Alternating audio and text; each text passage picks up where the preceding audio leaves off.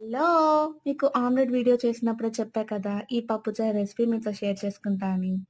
ఈ చారుకి ఏం అవసరం లేదు. టమాటో, ఆనియన్, మిర్చి ఉంటే ఈజీగా కుక్కర్‌లో ఫాస్ట్‌గా చేసేసుకోవచ్చు. దీంట్లో ఏమైనా మెయిన్ ఇంగ్రీడియెంట్ ఉందా అంటే చింతపండు గుజ్జు. ఇది లేకుండా ఈ పప్పుచారులో ఏం వేసినా అంత టేస్ట్ రాదు. ట్రస్ట్ మీ, టేస్ట్ మాత్రం వేరే లెవెల్‌లో ఉంటుంది. ఎప్పుడు అదే సాంబారా? కొత్తగా ట్రై చేయాలి కదా! అందుకే ఇలా ఒకసారి ట్రై చేయండి. చెప్పడం మర్చిపోయానండోయ్! ఈ పప్పుచారు నేను కాదు, మా అక్క చేసింది.